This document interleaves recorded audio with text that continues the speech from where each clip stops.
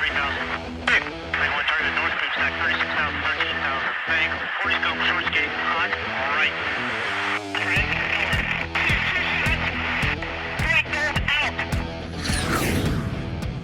This is the Be One Change One podcast, where our mission is to help listeners define values, practice integrity, and inspire change. Our vision is to mentor men and empower them to achieve more by taking responsibility for shaping their own lives. He's CAS, an evolving man who has been shaped by adversity and continues to grow through his imperfections. And he's Roscoe, an imperfect work in progress that tries to suck less every day. Between us, we have over 40 years of Air Force fighter pilot experience with countless hours as trainers, instructors, and mentors. Join us and learn to take responsibility for your own life as we dive into subjects from leadership to resilience to vulnerability. Be the one who changes their course. Be decisive, driven, and purposeful. Set the example for others. Lead. We wish we'd had this show when we were younger men. Be the one. Land over. Well, you're over 40. Yes, I am 45. Okay, Yeah. so you're right there. You're right there in the behind. bucket where you're going to start deteriorating, and 5 years from now, you'll be sitting here laughing at this kind of shit. Yeah. Maybe, probably. You probably take a lot better care of yourself than I ever did, Than though. we ever did, yeah.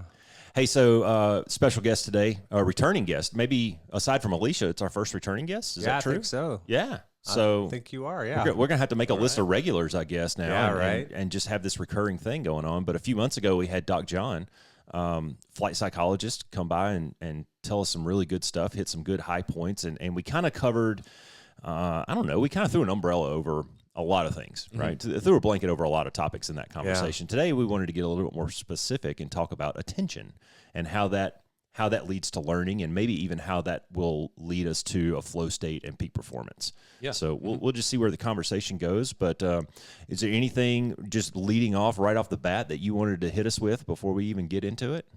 I guess, well, yes and no. I think that I'd really like to just see where things go, especially with you guys and your expertise in instruction, and then understanding when a student has learned. But I think that sometimes it's looking at the different things that you guys are teaching, right? So left hand, right hand. Is it something that you're doing with a motor, coordination and everything? And then when do you hit flow with that versus something you have to actually think through, right? Where it's a cognitive thing that you're trying to learn, which is a different skill set. And then you have to put both of those together in order to aviate. And so it's kind of looking at like, okay, so how are we going to put these things together? And then what can I offload in terms of cognitive load, right? So if I can get your left hand and right hand to respond the way I want it to respond, where you don't have to think about it as much, well, now you can have a lot more brain bites available to do the other things I'm asking you to do. So I think that, talking through attention and where you're paying attention, what you're learning, and then deciphering some of these different things and delineating out like, hey, which part are we talking about and where do you get to peak performance with that? So, yeah. That's cool. I already have like 10 questions. Yeah, go ahead. So we just in that conversation, what you're talking about, you're talking about the left hand, right hand, and where does it go from being like a motor skill that you don't really have to think about to cognitive, like I need to think step 1, 2, 3 on this kind of deal. All right. Well, in your mind, and this is where, all of your big degrees on the wall are going to help us out, help me understand this.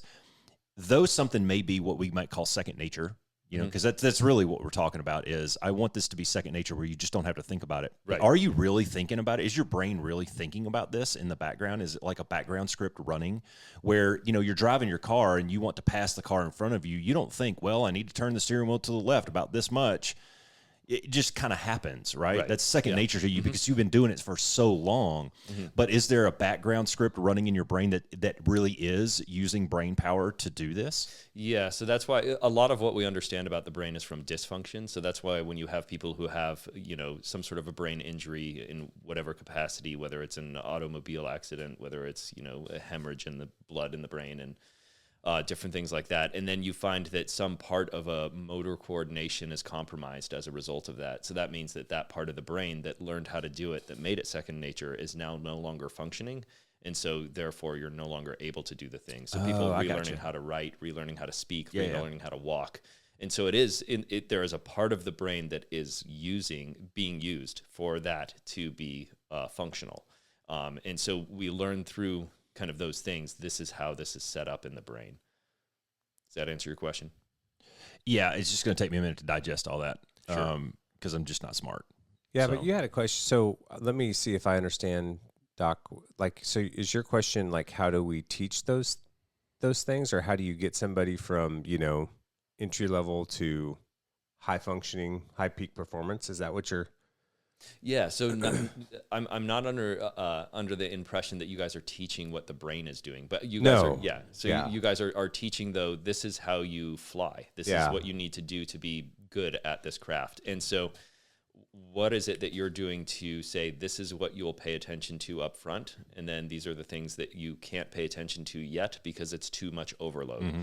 And so this is where we use building blocks and Yeah, we start for sure. scaffolding it out. And so when you start, you have to say, this is what I need you to do. And it might just be an if-then statement. When you see this, do that. Yeah. Right. It usually a is. lot of actually. times it is. Right. Yeah.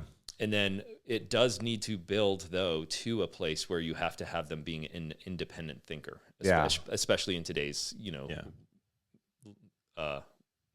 battlefield, I guess would be the way I'd say it. But having them build these kind of scaffolding pieces to get to a point where they're able to say, now I can do this without thinking. Mm-hmm. And the if then was in place so that you could build that foundation. And now we need to kind of move further. And part of the teaching, though, is not having those assumptions that, oh, you did it right 3 times in a row, so therefore you have it. It could be you got really lucky. And now we're going to go out there and you're going to be, you know, challenged to do something new. And this person who you thought was going to be fully capable is just falling apart. Yeah. And so it's kind of like, how do we have the discussion in here about, like, how do we know that learning has happened? What is it that we've told them to pay attention to? How do we break down attention into these learning models? And then how do we kind of move forward with all of that? Yeah, well, I think at the beginning it's just blocking and tackling, right? So much of, and it's building block approaches. So if you think about how any course has ever been set up, right? You start in BFM, and then you go to ACM, and then you go to TI, and then you go to ACT. So you go through kind of all the wickets of air to air, and then you start over with the basics of air to ground, and you do, you know, just basic bomb dropping and strafe and figuring out how to find a wire to, you know, now surface air tactics, where you actually are doing tactical formations and, you know, executing air to ground tactical flows and things like that. So there's always this building block approach. And what's nice about most of the things that happen too is it's mirrored in the simulator, which I think the simulator is really good for building that rope memory, or that, especially the hands, the hand-eye coordination stuff. Like, I think the sim's excellent for helping guys get the HOTAS down, the hands-on throttle and stick, how to switch master modes, how to quickly get from my air-to-air engagement mode to my air-to-ground engagement mode, and then to just how to interpret all the information that the aircraft's feeding you, and how to get through the menus as fast as possible. I think the sim's really good for that. And when you get guys that are at a higher level, the sim can be really good for kind of pushing that cognitive band at some point too, in trying to push their level of adaptability, because you can change things relatively quick, right? Doesn't cost as much. So I think that, you know, the basics of it with that rote stuff, it's all the building block approaches that we've always used in the sim time, I think is very valuable for that. And then from an instructional standpoint, when you have a younger guy, you really are focusing on just very specific things, depending on either what you're doing in the jet, or, you know, even if you're in a specific phase where maybe he's struggling with something, then you're going back and you're looking at the grade sheets and you're going, okay, where's the breakdown here? You know, is it in ACM he keeps losing sight? Well, why? And how can we fix that? And, you know, maybe it's an orientation thing. You know, it can be very disorienting when you're doing a lot of extreme lift vector placement, but then being asked to maintain sight of your flight lead at the same time. So is it just orienting him to where he needs to look so he can find me, or using the tools on the jet to help him find me quicker if he does lose me? There's all kinds of different things that go into that, right? Versus when you get to, you know, an IPUG or weapon school or things like that, now it's really, okay, how do I build a scenario that's really going to challenge what this guy has seen and his level of adaptability? Because I want to see if he can flex with rapid changes. I want to see if he can get through that decision-making matrix like this, and then make the correct flow decisions, because that's where you make your money in tactical aviation. Yeah. So it's kind of a spectrum, right? But that's, to me, that's how I always approached it. Yeah, if we want to take it and just kind of for the moment just focus on like a B courser. All right. So like you mentioned before, assumptions are made. We assume that you understand that, you pull back on the stick and trees get small, and you push forward on the stick and trees get big. And we assume that you know that when you push the throttle forward, you go fast, and when you pull it back, you go slow. All right. So now let's start filling in around that, right? So there's a baseline assumption from ride to ride, from event to event, that you have learned something on the previous ride or you wouldn't be here. So that assumption's kind of built in via the grade sheet and syllabus model. And then on this ride, I'm going to brief you to these desired learning objectives. And I don't know, man, I don't know what you had heard, but I had heard from way back that, like, I'm going to brief you 65 minutes of very intense information. The first half of that, or the first quarter of that, is probably going to be stuff that you've heard 1,000 times. Motherhood and TAC admin is probably going to be stuff that you're able to maybe zone out just a little bit and catch the fine points, like, oh, what's my squawk today, or what's my avionics setup? Well, the little stuff. What formation does he want me to rejoin to? But if we're taking the B course example, so like, when you have a brand new B courser, you may spend more time than you normally would on TAC admin and how we're going to get to and from the airspace, because they've never fucking done it before. And that's why we have transition phase, and that's why we have LAOs and things like that. The point is, at some point, to be able to look at him and go motherhood standard, and then him to know exactly what all that encapsulates. Yeah. Right. Well, so that you don't have to waste that time. And so that would be part of what I'd like to talk about in terms of attention, because at that point, when you say motherhood is standard and you assume all of those things are things that the student knows, then I think we don't do a good enough job of having them guide more than we guide. And so in the same way that you would want to see, like, hey, I've taught this person what to do, I need them to explain it to me, because teaching is one of the best ways that you understand something. Very true. So if you tell that student, I need you to cover motherhood today, and everything is standard, so tell me everything we're going to do. And then if the student can do it, then you're like, okay, they got it, right? Whereas if they are fumbling around and don't know quite what they're doing, you're like, okay, we still have some work to do. Yeah, but that takes a long time to get to that point, because you're not talking about just regurgitating the information in a 10-minute brief that CAS said yesterday. You're talking about, can you stand up in front of a room and speak intelligently? Can you hold the pens and write things on the board at the same time? Well, so there's a lot of layers to that you have to kind of, again, let's go back to the base. Let's go back, let's build a foundation here, and maybe I'm going to have you brief me. I'm going to give you 2 minutes to brief me on just what the different AIM 9 tones are today. Here's the 900 megahertz tone. This means that you're getting shot, or that you've got a good shot. Here's, and those kinds of things. So just give me a 2-minute briefing on this. You don't have to draw anything. You can just stand up and talk for 120 seconds, and I'm going to cut you off, and then we'll sit you down. We'll debrief it later. So that's one tactic that we would use to take a young kid to get him used to getting up in front of people, and then eventually, maybe towards the end of the program, he could get up there and give me a 10-minute briefing on the motherhood and TAC admin stuff. Here's your 12 minutes. Don't suck. Give me you can't just say standard, right? I need you to brief me the standards and tell me what you want me to do. Right. Well, and so to go back to, again, I don't think that you would necessarily throw them in with the wolves and just immediately say, hey, you're going to do this in front of everybody. I think that it would be one of those things. Again, this is, some of the scaffolding. So I need you to pay attention only to the motherhood and what standard means. And so you're not going to do it in the briefing room. You're not going to do it in front of other people. You're just going to do it with me.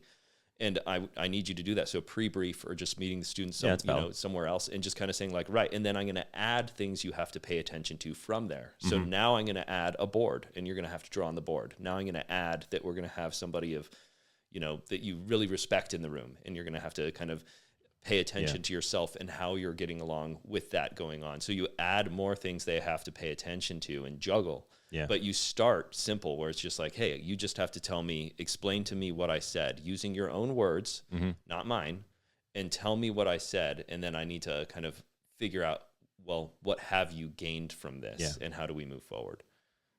Yeah. When we talk about the learning of a student, I remember reading this weapons school paper that came out in the early, the 2000s sometime, and I don't even remember who wrote it, but he was talking about learning and desired learning objectives, and how to set up a ride appropriately to execute the syllabus and the IP pillars and things like that. And kind of gave a pretty good construct. But I remember a few things in there. One of them was the different ways that people learn, or the different the different catalysts to learning, and I can only remember 3 of them right now. The other ones hopefully will come to me, but intensity, recency, and repetition were in there, right? So if it's an intense experience, and I wrote about this in No New Lessons, that was an intense experience for us over 40 hours or so, and those memories are burned into my brain, and this is like fundamental to understanding PTSD and stuff like that. You know, this visceral experience that you have, you're going to have a reaction every time that comes back to you, right? So that's one thing. Put the guys in a pressure cooker. You know, we talk about that. We use that euphemism occasionally. Recency is the thing that you learned yesterday, you should be able to recall today. All right. So if it's fresh on your brain versus 3 months ago, and we're going to go, dig back into that bucket and see if you remember this kind of stuff. And then repetition, just the more times you do it, the more it starts to become second nature. And there were a couple more in that paper that I can't just recall right off the top of my head. Yeah. So, and we could jump into those like piece by piece. I think that'd be great.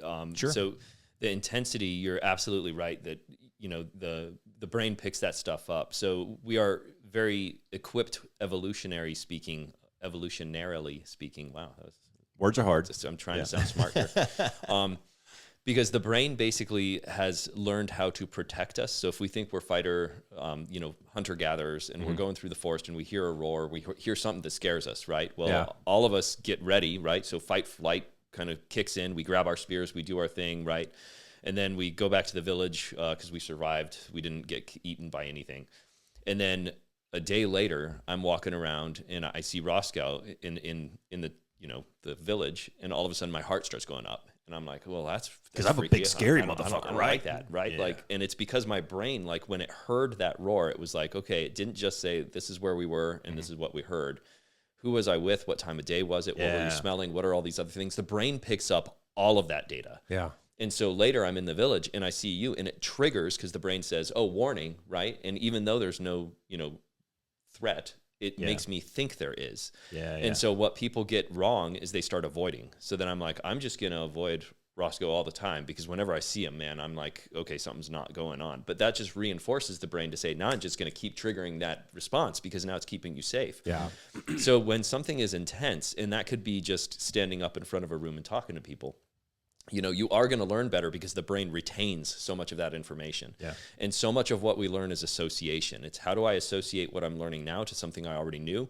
Because that's so much easier for me to, assimilate. Retain. And couldn't that also be a negative experience too? Absolutely. Yeah. So it's what we want for teaching is we want to create that intensity that creates the right response from the person who's learning, but it can absolutely also be bad, right? So it could be the one part of the flight that did not go well is the one part of the flight where the student's freaking out. And you're like, man, the rest of this flight was 100%, like you were crushing it. And they don't remember any of that, And you're like, oh man, like, cause I need you to repeat that. I need you to make sure that you can do that next time we go out and fly too. So intensity, then the recency is not just yesterday. It could be that you just had the, 60-minute brief. The last thing you said is the thing that's going to stick in the student's head. And you're like, man, we briefed this stuff earlier. And they're like, well, I remember the last thing you said, and then it's like, okay, well, that's not going to work for us. And then repetition, obviously, the more and more you hear it, the more and more it's going to stick. But you also want kind of some of the variability in that repetition. So again, having them repeat it in their own words, you using different words, kind of describing it different ways, because then they can kind of be like, oh, I'm seeing that there's more to this than just an if-then. Yeah. And so a lot of those things with the way we learn and kind of getting into those, I'm trying to remember the term, because one of the other ones is like not the recency, but the primacy. The primacy effect is the first thing that you heard, the first thing is the thing that you kind of go like, oh, I'm sticking with that. So dialing some of those things in, and as we're talking about learning and what to pay attention to, like if I can add some of those things, I'm going to repeat it. Well, I know that that's going to stick better. I know I'm going to lead with something that's going to be super important, and I know that I'm also going to finish with something super important. I always recommend, as you do, is having a story. Now, that story could be the primacy, or it could also be the recency, where it's the last thing you say, but that story ties things together. Yeah. And then it creates that ability to assimilate that knowledge into a narrative that allows them to say, like, this is how I'm going to remember this. Chunking is another one. So chunking is when you put information together where it fits, right? So it's like, in this phase of flight, these are the things you have to know. So if we're in a different phase of flight, I don't need you thinking about that right now. I need you thinking about this next phase of flight and what we're thinking about here. And so chunking out that information. So in the same way we go all the way back to, hey, I need you to explain to me what standard is. That is a chunk of information. Yeah. And I need you to explain that chunk of information. But let's not say you have to do everything, just this chunk, and then keep that rolling. Yeah. Well, and I think it's also important in those chunks to talk about the prioritization, Yes, right? So absolutely. what is the priority task right here? So, and that can be different based on, whether you're working with a wingman or a flight leader. If it's a wingman, it may be, okay, what are the specific things that I need you doing at range X with your radar, and what's the mech associated with that? Because that's what I need him to get good at. Where for a flight lead, it may be picture, target, flow. What's the picture? What's the targeting game plan going to be? What's the flow decision going to be? So there's like all these little things too, I think, that we build into different phases to stress what the prioritization has to be, because you have to. And then kind of what the overarching prioritization is too, right? Yeah. So if it's air to ground, your overarching priority may be TOT window, time over target, making sure that you're on a flow that gets you inside that TOT window. Where air to air, it might be targeting leading edge. What is really leading edge, right? So No, I like what you were saying earlier, and right along what you're saying, Cass, now is I liked when I was briefing something, and let's take a fairly robust story. We're towards the end of the program here. Assumptions are made, and we're towards the end of the program. But this is a lot of information, man. This is going to be a really intense hour and a half that we're about to experience, right? And I would go in and I'd say, hey, welcome to Roscoe Flight. Here's the time hack. Our number one objective today is bombs on target on time. And I would throw down pictures of the target right there. The very first thing is, this is the reason that we're all sitting in this room right now. Nice. All right. Here's the targets.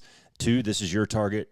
1, this is your target, et cetera. Go down the line. Real brief, not really in depth on how to find it or anything, but you're going after a building. You're going after a scud, et cetera. Now, how are we going to get there? And that's when I back it up and I go, all right, dudes, phase 1, we got to ingress. We're probably going to see red air. So here's our red air game plan for the day. And I break that down into the chunks that you were talking about. This is going to be our going out the door.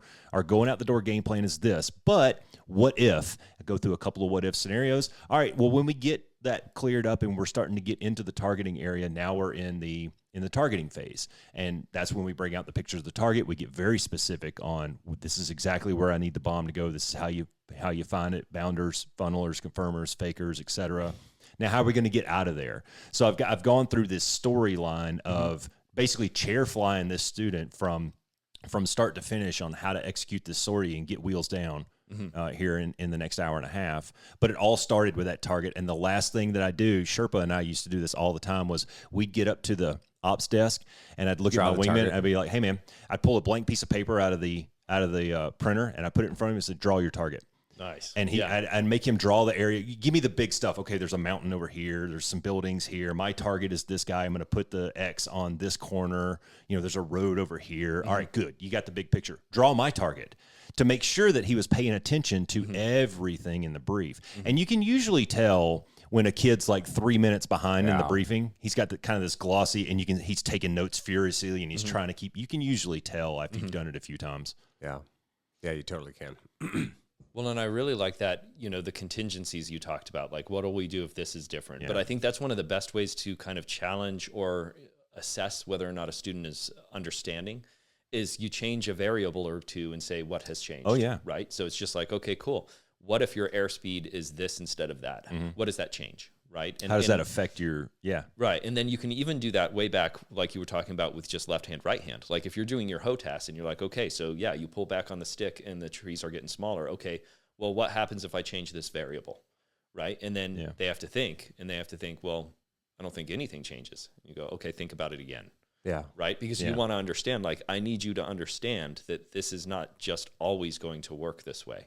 Right. And that's what starts to play into this, like, how much are they actually comprehending versus I'm just retaining what you're saying at me, but I'm not comprehending what. Well, a lot of it too is flight specific too. Like if we're going in on a medium altitude ingress, then we're not going to spend a lot of time and effort in the brief talking about low altitude threats. All right. We're medium altitude, man. The ground is really not a threat right now until you start threat reacting.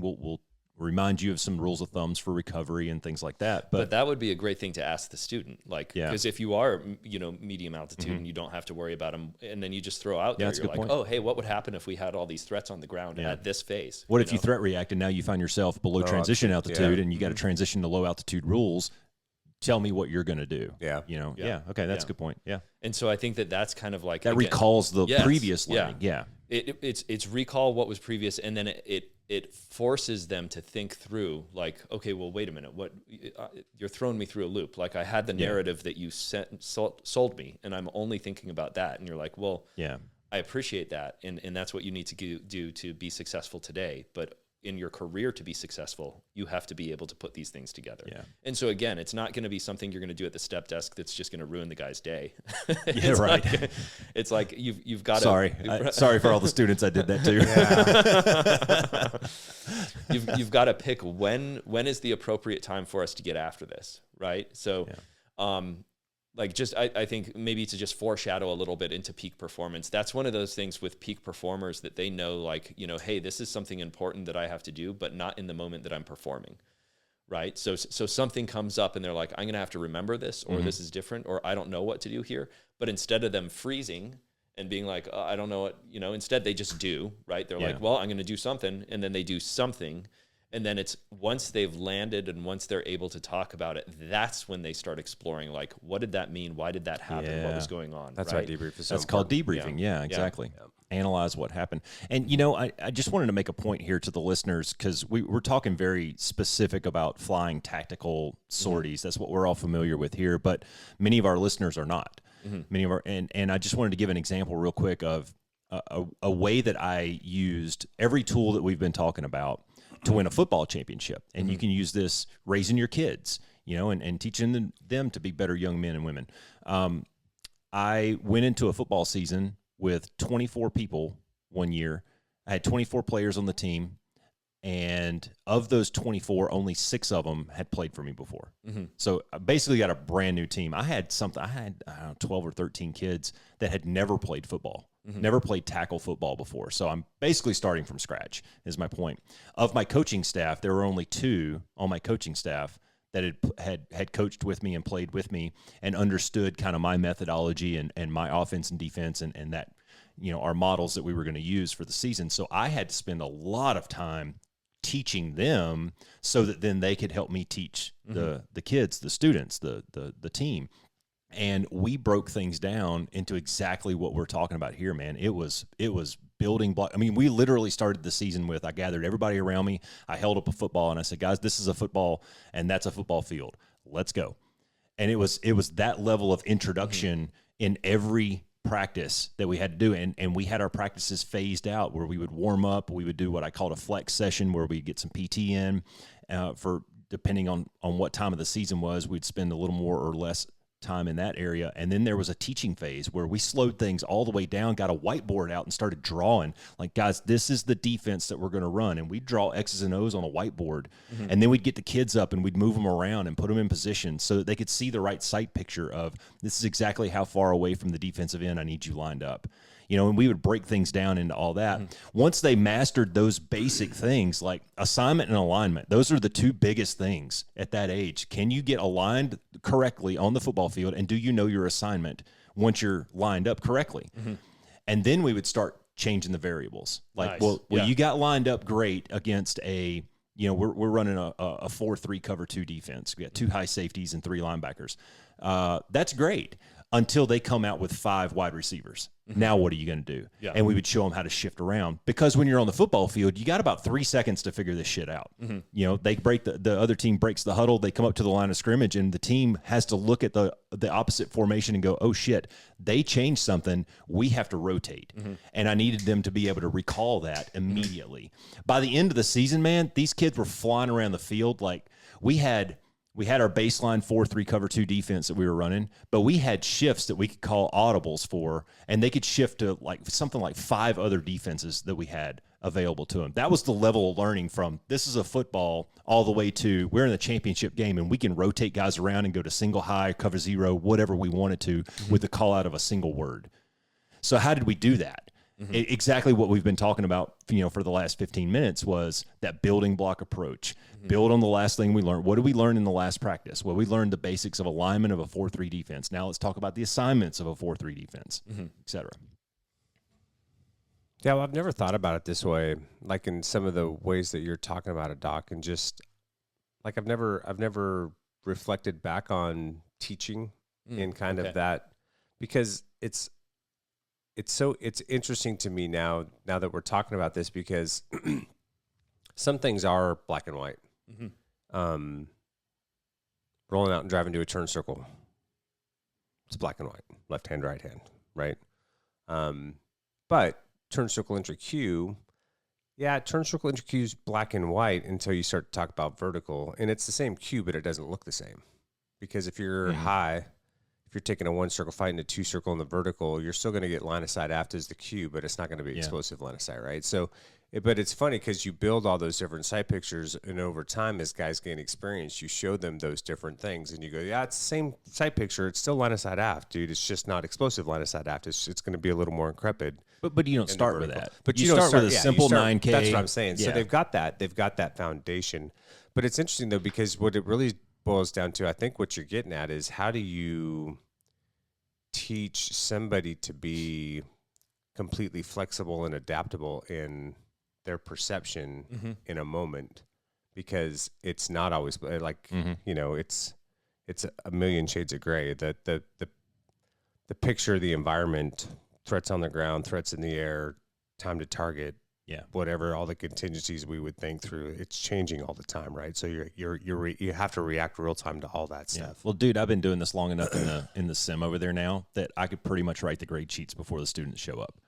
When they show up for a TI sortie and the instructor walks in, I said, I guarantee you today, these are the 3 things that he's going to screw up the most. So let's focus on those. Yeah. And because you just see these same errors, and is it anybody's fault? No, it's just we're pushing these kids so far, so hard, big movements at a time. When you go from 2-ship tactics to 4-ship tactics, that's a big movement, man. There's a lot more to it at that point. And I can guarantee you, when they come over for their TI-6 ride, these are the things you're going to screw up.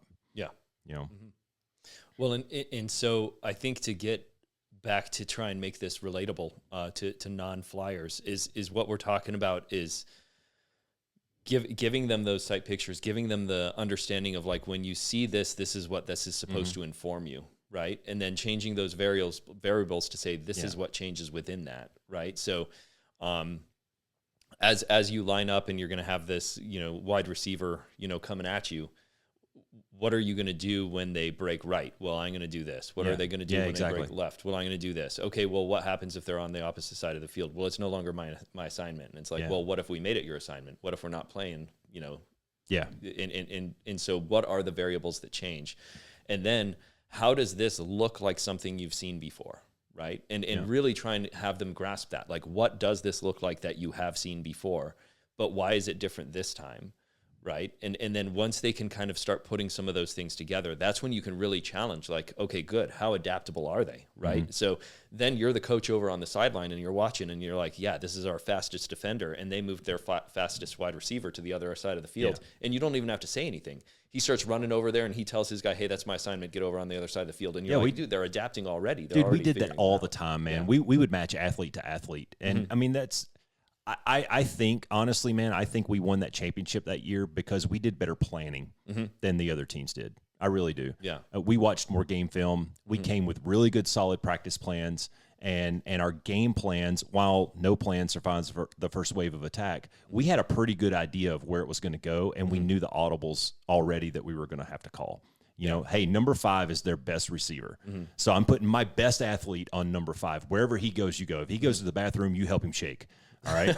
I mean, that was the level, like, you're glued to this kid until I tell you otherwise. And the other guys just kind of flowed around that, which was beautiful. It was beautifully choreographed once they learned it. Right. But it took a lot of repetition and practice and a lot of, I don't know, interesting, colorful techniques that we used to use. We would get the pennies and we would take duct tape and write and make the numbers of the other team on the pennies.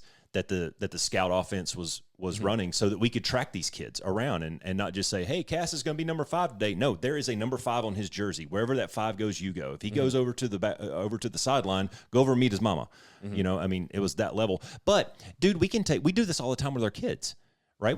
Think about when your kids were young, right? You teach them through repetition, and you teach them through consequence when they're little. Like if you find a cookie on the floor, don't eat it. Well, why? Well, for right now, just because I said so, right? And then when you're a little bit older and you can understand, I'll tell you why, and I'll talk to you about germs and things like that. But we go through this from a very early age, growing a child all the way till, I mean, my kids are grown now, and I still sit there and go, hey, you remember that one time that you saw this in football? Well, that applies to this evolution of your life, whatever it is. It's the same lesson. So here's a question for you, Doc. So, you know, like in a fighter squadron, as guys are coming up on upgrade timelines and things like that, like I would say the majority of guys kind of move at roughly the same pace, you know, as far as their development goes. You know, there's probably, you know, there's that middle 60% or so that kind of moves the same pace, right? Like really gets the wingman stuff down, takes them a certain amount of time, ready for flight lead. Takes them a little bit of time to get the flight lead, but it's the TI guy. It's the TI-6 kid, right? Everybody's the same. It's like the same mistakes over and over, lather and repeat. And then you've got maybe 15, 20% of guys that just are ahead of the pack, just right? Cruising. Yeah. For some reason it clicks faster. They're on top of it. And then you've got, you know, that 15, 20% that's lagging the fight. Yeah. You know, and every once in a while you get a late bloomer. Sometimes you get a guy that, you know, really struggles as a 4-ship flight lead, goes through the IPUG, and then all of a sudden as an IP becomes really good. I've seen that once or twice.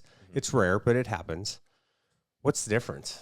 Like, so how's the dude that's racing out in front of everybody able to do that? Is it just because it's not just IQ? It's not, I don't think it's just a cognitive ability necessarily, because I've seen really smart guys suck really bad for a long time. You know, I've seen guys that are quote unquote smart not be very good in the jet for ever. And, you know, and then I've seen guys who can kind of seem dumb and aloof just be shooting ahead, right? So what's the difference?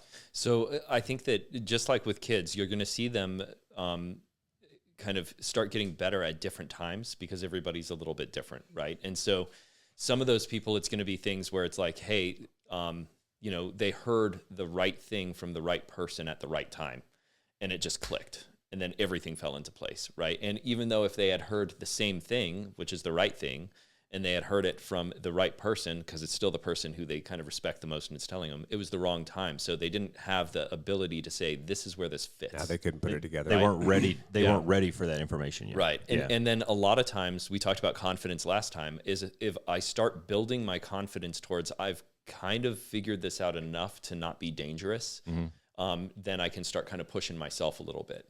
Whereas if I don't have that confidence because I feel like, no, it's just too dangerous, like, well, then I'm always going to be a little bit kind of like holding back. Yeah. So I think that you're going to have people rising and falling at different times. And I think that that's also part of what we see in terms of like, I mean, I hate to say innate ability, but just kind of that ability that's thriving at the time, right? So if you take, again, athletes, you have that athlete who had the unique body awareness and strength or agility at an early age, but they didn't know how to work hard, right? Because they've always been the best player on the field. And so they don't know how to work hard. So then that's eventually, such a trap too. Eventually they get to that place where it's like, hey, sorry, you're not the big fish in the small pond anymore. Right. And now everyone's your size and everyone's as fast as you and they're smarter than you. Yeah. And you don't know how to work hard because you've never had to. And so then they just start falling apart. Yeah. And so I think a lot of those things kind of play into those variables of like, who is the person who's going to push forward? What's interesting is the ones who struggle but know how to work hard are usually the ones who over time become the most successful. So sometimes you have those B Corps students where they're like, they're the tip of the spear. They're like, they're up there, they're doing the thing. Yeah. But the vast majority of weapons school grads who I ask kind of sucked at B course. They were like, oh my God, I'm glad they hardly let me graduate. Like, And it's like, okay, so how did you get to weapons school? Well, the person who graduated for the B course and was top of the class and everything else, they may have thought, I've kind of figured this out, which they haven't. They just, they think they have. Yeah. And then the person who continues to, strive to try and do better and continue to learn and everything, they never think they've figured it out. Yeah. Ever. And so that's humility piece of that, right? Well, that's over time, they continue to kind of push and Continue push to and strive. push. Yeah. That's an old quote, that old Tim Nolte quote, where hard work beats talent when talent doesn't work hard. Mm-hmm. Yeah, I love that, man. I use that with all my football players, and I can't tell you how many players I benched because of exactly what you're saying. It's like, dude, you are going to ride this bench until you change something. Yeah. Like I'm sorry, I don't care if you can throw the ball a country mile. You can't throw it to a person. So you have to change something, right? You've been blessed with a strong arm. That's great. You got to learn to control it, man.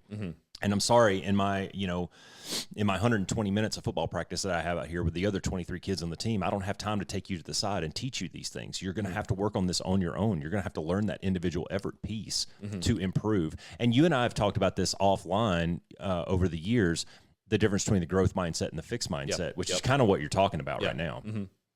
Absolutely. And I think, kind of dialing it back a little bit to, what are they learning and how do we know they're learning?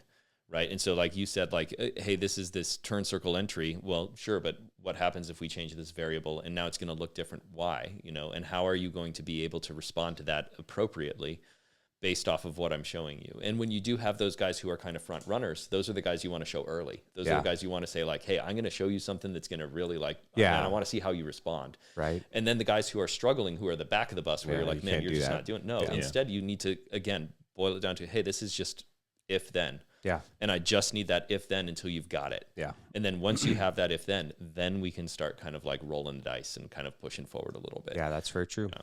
This is why I never was a fan of mass briefs all the time, right? Because I think you need to be able to look that student in the eyes and communicate with him. And I can tell you from just the years of experience, either in flight or with my kids or on a football team, every individual is a little bit different, and you have to learn to communicate that. You have to learn to communicate the same thing a little bit differently with the different styles and the different characters and the different personalities and whatnot.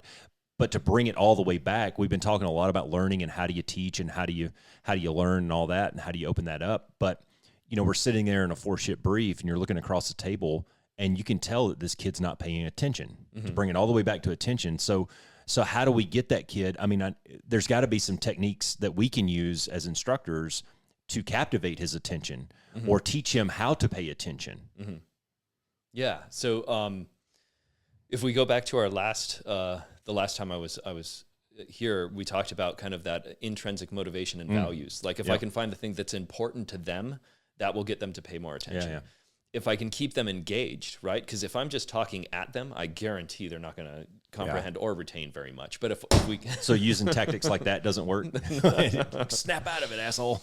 Well, so again, that's going to be the intensity part that you talked about earlier. So that'll work for a moment, but I can't do that every 5 minutes because then habituation, they're just going to be like, oh, I'm waiting for the stomp. Here it comes, right? Like. And so it's trying to find where's the intrinsic value. How do I get this person to pay attention? How do I get them more engaged by have more back and forth rather than just me talking? Conversation. Yeah. Right. And then there's also I love metaphors and analogies when you can kind of be like, hey, tell me how this is like this. Or, here's a story about X. Tell me how that relates to what we're doing today. Yeah. You flew this 2 weeks ago. Tell me how that relates to what we're flying today. That's really good in a pre-brief, I think. But when you're in a no-shit flight brief where you got 60 minutes, man, you can't go down too many rabbit holes. Yeah, true. You have to keep it very succinct, and you have to hit the high points and the critical details. Yeah. And you have to expect that they're hanging on. This is why the pre-brief, I think, is very important. It's so important, and that's exactly where you would do most of that stuff, Doc, is in the pre-brief, where you can actually sit down and you can just take some time. And I always thought pre-briefs were important too, because that's your opportunity as an IP to try to figure out how he learns or she learns, right? Absolutely. Do I need to show him the tapes from a previous sortie? So, because he's really good that way. Does it make sense when I draw it on the board? Is he a checklist cat where if I go, okay, it's 1, 2, 3, 4, go, right? Yeah. I can build that flow for him of kind of how he needs to work through the prioritization in his mind, those types of things. I think that's how you can figure out kind of how the student learns best. and it gives you more of an opportunity to drill down and answer the ask the variable questions.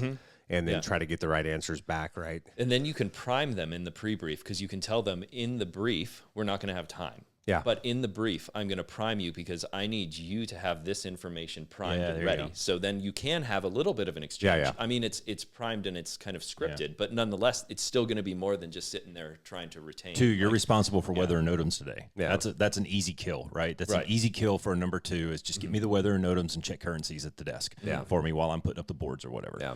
And that, that pre-brief is also, it's also important, I think, in the pre-brief to dial back the intensity. This is just you and me talking, bro. Yeah. We're going to talk through it. We're going to chair fly through this sortie, and we're going to get gritty on some things. But it's a conversation, man. Ask all the questions you want. There's zero threat in the pre-brief, right?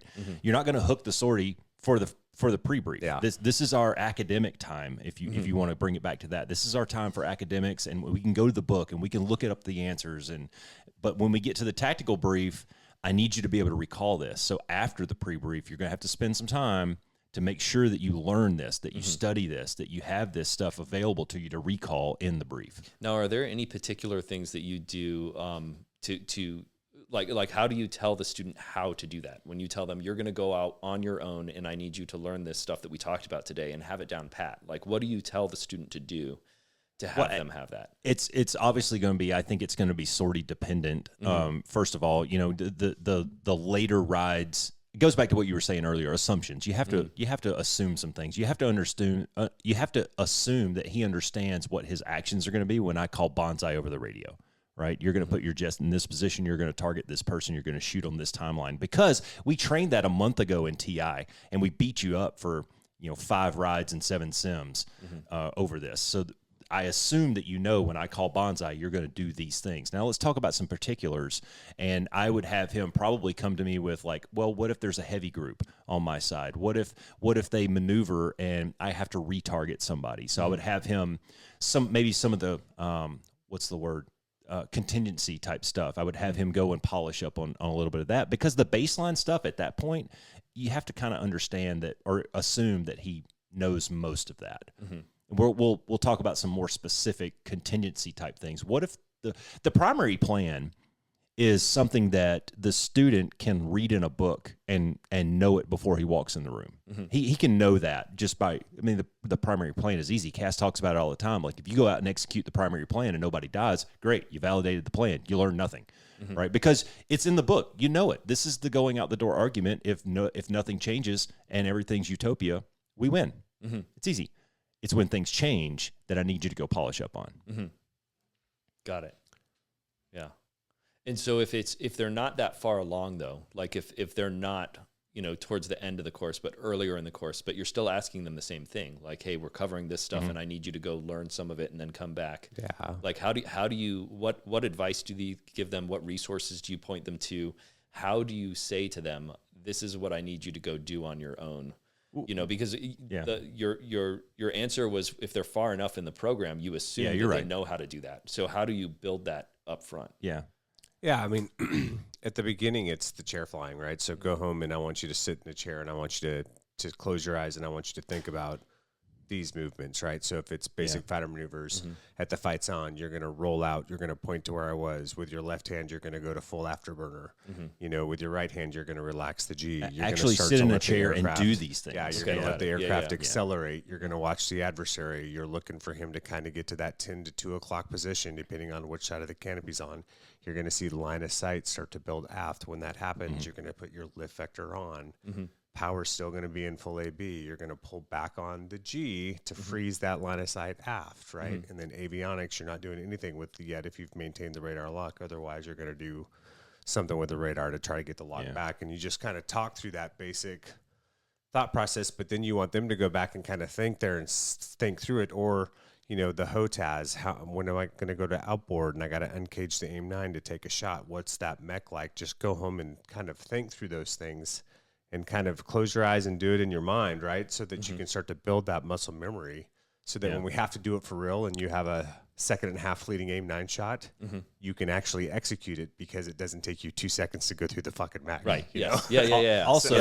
Also, all of that stuff is written in a book somewhere. And we have tapes in the debrief that you can go and watch other people do this to get an idea of the pacing of it. You know, because when you're sitting in a chair, that time compression, it's easy to go, okay, well, I'm going to roll out and he's going to fly over that way. And when I see this cue, I'm going to do what Cass said, and I'm going to roll and set my lift victor and go max AB, and I'm going to pull and do all these things.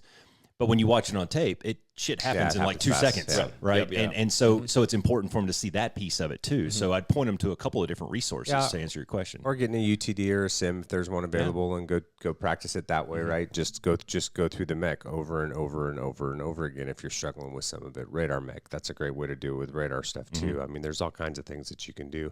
I think what's important though is to also, like what I used to always do is I got older in instructing was I would ask students, how do you learn best? Because some of them knew, you know, hey, I'm an auditory learner, I'm a visual learner. Then I could kind of tailor the brief or the pre-brief to understanding how they learn the best. But I think that's also important for individuals to try to figure out, like, how do you learn best? Because that'll help you do those things that you have to go do on your own more efficiently. Absolutely. Yeah. So, anyway. I think when we're talking specifically about holding a student's attention, I think the instructor's delivery holds a massive part of that. You know, it's not just how comfortable the student is or how confident the student is or how engaged that student is. It's up to us, I think, sometimes as instructors to maintain a lot of that. And a lot of that comes from our delivery. And you've seen speakers who are very monotone and just kind of stand in one place at the podium. They're not captivating you versus a speaker who's more dynamic and talks with his hands and uses inflection to his advantage. And don't forget the power of a pause. To let that student kind of catch up and hang on to those last few words and get that note down before you move to the next subject or something, you know. So there is a lot I think that we can do on our side. And it takes a lot of practice. It takes a lot of repetition from the instructor to get good at those kinds of things. You know, when do you drop the joke into the middle of the lecture?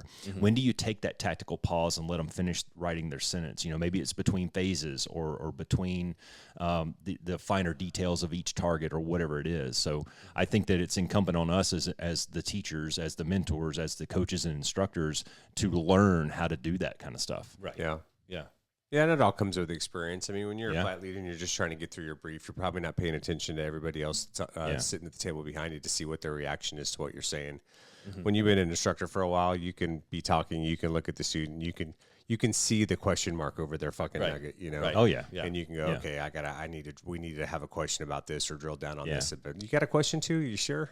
Are you sure you're following? So it gets easier with time and everything. You can tell a student who's like maybe he had a bad ride, right? The student had a bad ride, and you go back to the debrief, and he knows he had a bad ride. You don't have to tell him he had a bad ride. He knows he had a bad ride. I saw this coaching all the time. Like, dude, you know, like you fumbled the ball. Me yelling at you is not going to reinforce. Like you know you fumbled. You know you screwed up, right? Right.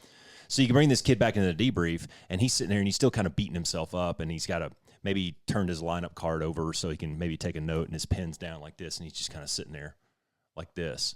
Like, dude, you have to engage. And this is where the questions come in. You have to get this guy talking.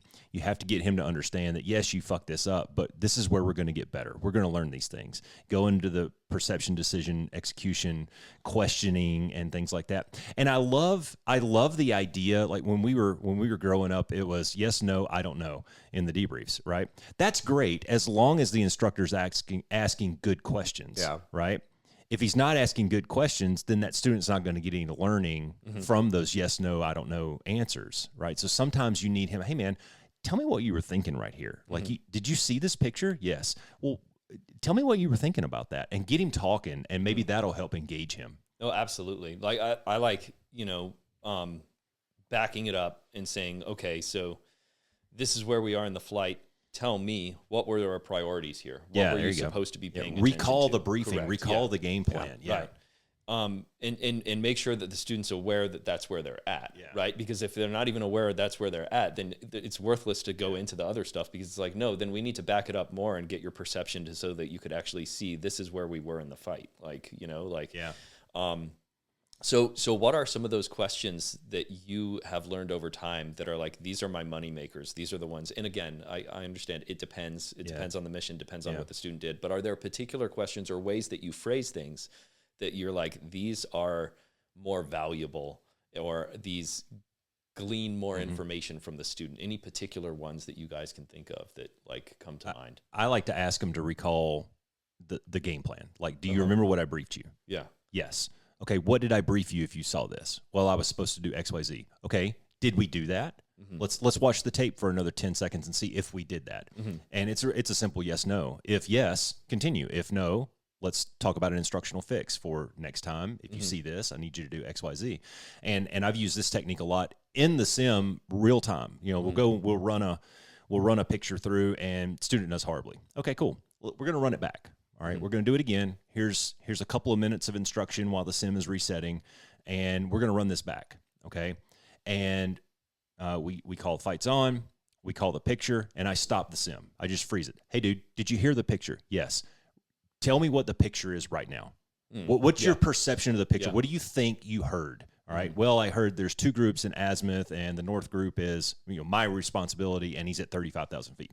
Cool, dude, so what's your next action going to be?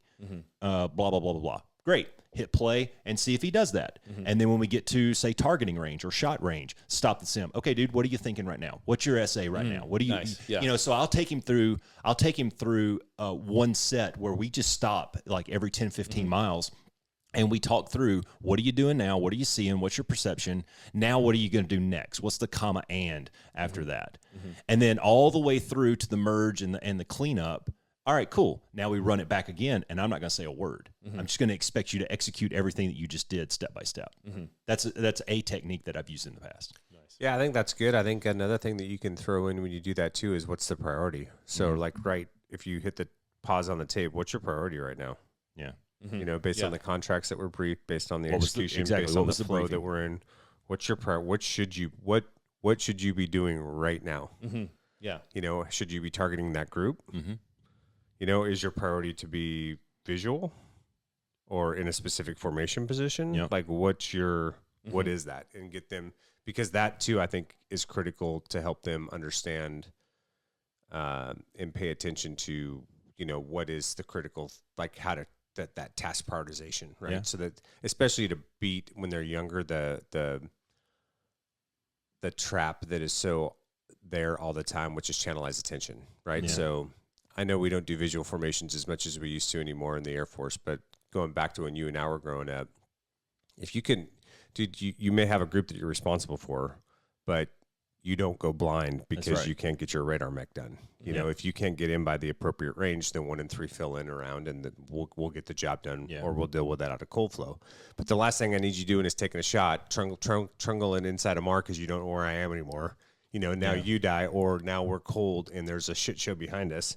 And I've got to waste, 20 miles of range because I got to figure out where the fuck you are because you went blind, right? So there's different things that you have to prioritize, and sometimes you have to give up if you're overtasked or oversaturated. Yeah. You have to give up. Okay, I'm not gonna put any brain bites over here because this is the most important thing for me to do right now. Yeah, we still do that, even though we're not talking about visual stuff. We still have, what are your tactical priorities right now? And we have acronyms that we use, and we expect the students at some point to be able to flow up and down those and go, oh, well, based on where I'm at and what I'm seeing right now, this is my priority. Yeah, now, that may change. Changes. That may change in 20 seconds, but right now, this is my priority, and that dictates my actions for that. But dude, I used to use this on the football field too. If I called a play and I've got, let's say we're focusing on defense. All right, I got focus on defense. I got scout offense going. I go into the scout offense huddle and I say, I want to test my defense's reaction to this play. All right, because I know that the opponent runs this play. So my scout offense goes out there and lines up, and I watch them rotate and everything. And I blow the whistle and say, all right, stop, everybody freeze.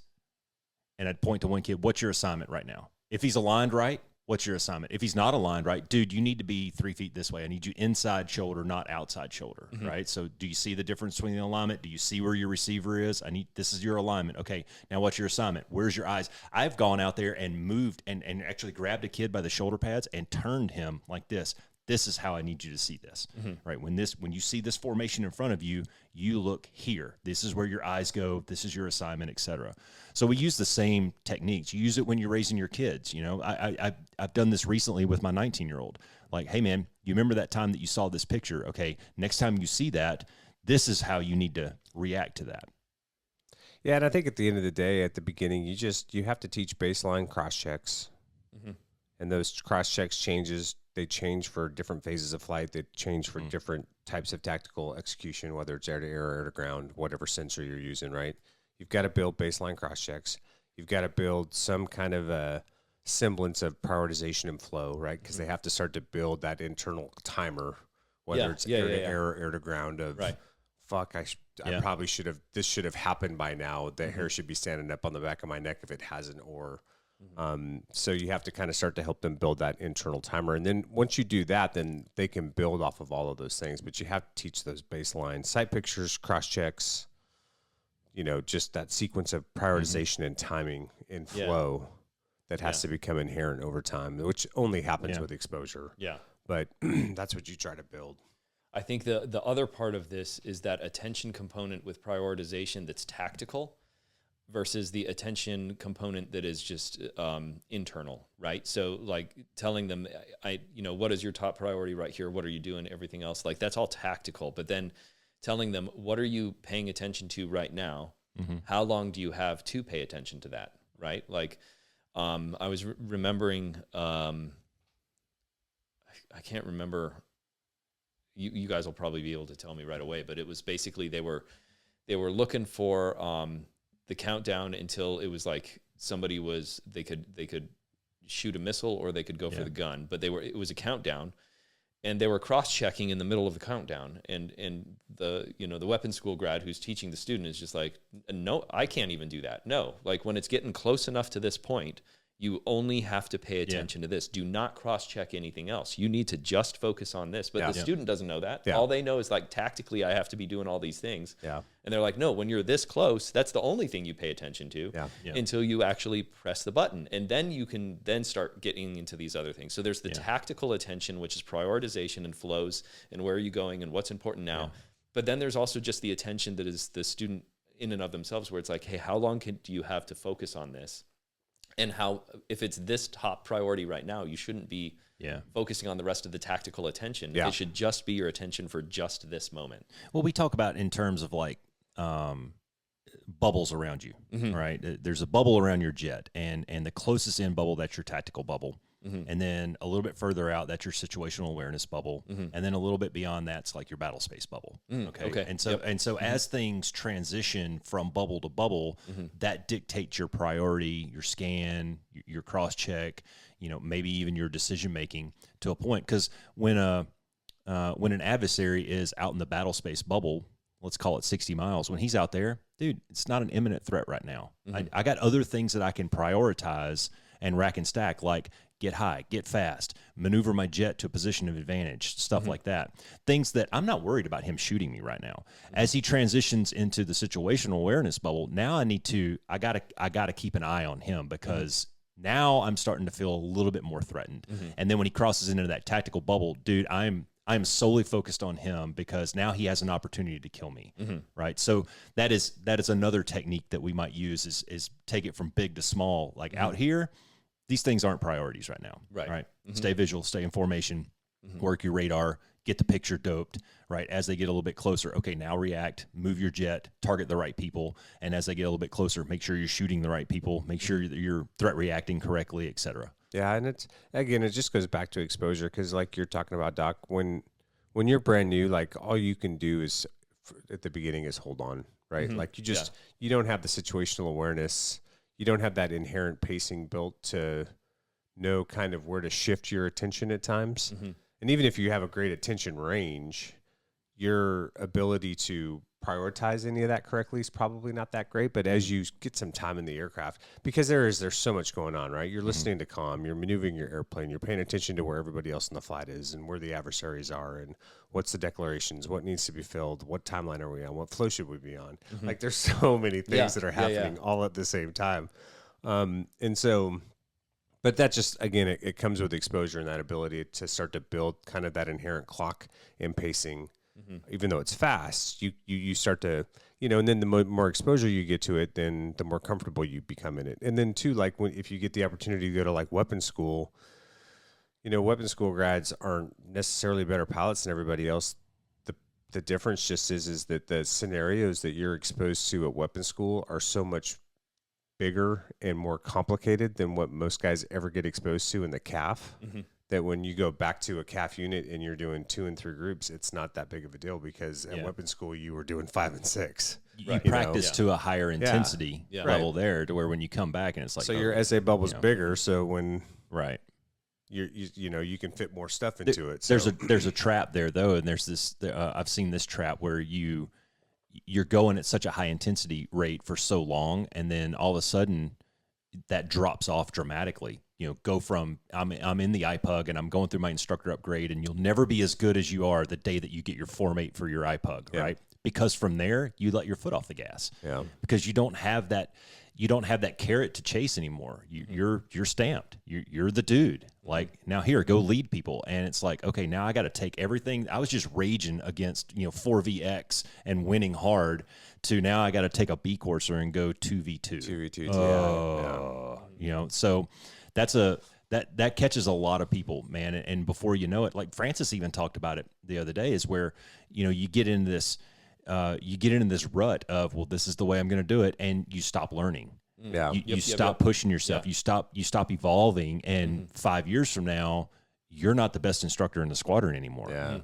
Because other people have they've stayed in it. They've asked CAS questions, and they've read the new TAC reps that come out, or TAC recs that come out, and things like that. So. Yeah, no, and I love that that's, the same thing we talked about with the student, like when the student feels like, I kind of got this, and then they just stop, right? And then it's the same thing with an instructor who's like, I kind of got this. And it's like, well, no, it might be less complex because you have a B Corps student and you're doing this thing. But how do you look at how to become better, even with this? And I think that it's that perpetual cycle of learning where you're like, what's next? Like, how do I make this better? And I think that it's asking that question. Like you said, you can write these grade sheets before the student even arrives. And it's like, okay, well, how do I learn from that? What do I do to set them up so it's like they still fail, but they fail less hard than they did before, because I have set them up for, like, this is how I can build this instruction where it's like, I guarantee they're going to fail at this today, but that's why I'm going to give them X, Y, and Z. Yeah. They're still going to fail, but they're not going to fail as hard. When I say I could write the grade sheet, it's based on an expectation. No, like I know what they, I know what the baseline is to pass a TI 5, for example. Like, the baseline that you have to perform at to pass a TI 5 is here. And I know that bar for a TI 6 is here. And there's a gap there where they're going to fuck shit up. Yeah. Right. It's going to happen, man, because it's so much more dynamic. Right. And I can write he struggled with this, he struggled with that. But by the end of the sim, he seemed to have at least gotten to a point where I'm happy to push him on to TI 7, or he's going to do the ride again because he didn't meet the threshold. You know, so yeah, it wasn't like a slight on the kids, like, oh, they suck, or anything. It was based on the way that our syllabus is written, and the way that we teach those things through the IP pillars. The expectation is there. Well, so go ahead. No, I was just going to say too. Sometimes you don't want to. Sometimes you don't want to give them the keys to the test before they actually go out there and execute. Sometimes you want them to fuck it away bad so that they can get the right lesson learned out of it. I mean, when I would do initial instructor pilot upgrades on defense, I could tell in the kid's brief, I could tell in the we would talk about it in the pre-brief, but I could tell in his brief if he was going to be able to execute a radius defense correctly or not. If he knew how to keep the vertical component of that defense in check. And so every time I would go fly this with a new instructor on his IPUG 2 defensive BFM ride, he fights on, he'd break, I'd roll out, I'd drive to the turn circle, I'd enter the turn circle, give him all the standard sight pictures, he'd over-rotate his lift vector, and then I would bump up. And if he didn't bump up with me, in about 10 seconds, I'd have turning room built in the vertical where I could just turn inside of basically his turn circle and gun him before we even got to the floor. Yeah. And 90% of the time, it worked 100% of the time. It was, what's that, Yeah. Sex Panther or whatever. 60% of the time it works 100% of the time. Smells like somebody died. Anyways, so yeah, but that was intentional on my part, Right. Yeah. because I needed them to see Yeah. when they finally had the opportunity to fly against somebody who knew what the fuck they were doing. That's not going to work. It may work against, the 60-70% of the lackeys in the squadron, but if you don't, and that was just to drive the point home. So, But we do this intentionally, though. We will sometimes intentionally give you an unsolvable problem. yeah. Yeah. But the point is, like, start thinking. Yeah. Like, Well, think outside and the box. that's the Do point. something. Yeah. You can't just Yes. say, fuck it, doesn't look good, Mav, and go back. Yeah. We Right? had to You write- have to move forward. We had to write a weapons school that you're not supposed to survive Yeah. the egress. It's the unwinnable situation. The only goal is to fucking actually fight your way in well enough to actually get bombs Hit in the target. in the TOT window. If Acceptable you can do blue that, losses, you right? pass the ride. Yeah. You're not supposed to live. Yeah. It's a high risk mission. It's Yeah. You're super constrained. The number of adversaries to the number of blue is 2 to 1. You don't have any. I mean, it's the Now- completely unsolvable problem. Now, I wouldn't do But that. it's intentional. I wouldn't do that with a student that's Not struggling. a B course or Like we bring them in for a. got to tailor to expertise. We bring them in for a ride, and they're doing pretty good, and they've got the mechanics down. Some small debrief points here and there, but they're doing pretty good. And the instructor says, "Roscoe, bring it." Okay, cool. I'm going to give you an unsolvable problem and just see what he does. Yeah. I just want to see what his thought process is. Does he roll and pull, or does he like methodically try to think through this? And in the end, he's going to lose. But that's good learning in the debrief. Like, dude, I can dissect your thought process and see that you were thinking the right things and you were doing the right actions. You just ran out of talent at the end of it, or not, or maybe misprioritized. Could be, Focused like, on the wrong thing. we upped the ante a little bit and you made a wrong decision. See, now we can debrief to that. Right. And if you see this again, let's change the outcome Yep. a little bit. But if a student is struggling, I'm probably not going to do that. Yeah. I might push it up just a little bit, Well, it goes just to back push to- his barrier. It goes back to what he was saying, though. At some point, if you've got a student that's struggling, you want to build the confidence, right? You want to get those small victories over time so that they can get a little bit confidence back into them, and they can start so that they can start to push, so that they can start to go, okay, well, I'm going to take a risk here. I'm going to get a little more aggressive here, because that's really what you want at the end of the day. You want a little aggressiveness. I'm glad you brought that up, man, because I had this on a couple of notes that I'd written down for the show. And when we're talking about attention and we're talking about learning and eventually flow state and peak performance, there is an element of accountability there when we start talking about this stuff. And some of that comes down to the individual. Some of it comes down to the instructor to hold that person accountable all the way into the brief, when you can see that guy daydreaming, or you can see the question mark over the canopy or something. Hey, man, let's just take a tactical pause real quick. Pause for silence, pause for effect, let you catch up your notes. All right, man, you back with me? Cool. Here we go to the next thing. All right, so a little bit of the accountability comes back to us. And then when we get into a debrief, that student's going to have to own his actions just a little bit, and he's going to have to fess up to, yeah, man, I'm sorry, I micronapped during the brief and I missed that part of the game plan. Cool, dude, let's talk about that. We do a lot of that in between sets too. In the simulator, we can do that in between sets, or while we're setting up for the next one in flight. The next fight's going to be a offensive 9K for number 2. All right, 2, while we're getting up to altitude, let's talk about what Here's happened on some the things last to one. think You about, just chat over the radio real quick. Did you see the turn circle entry cue? No, man, I missed it or whatever. I didn't see you rotate your lift vector down.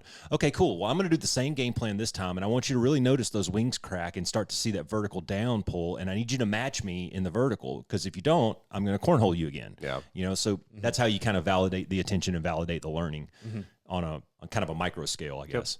For sure. Yeah.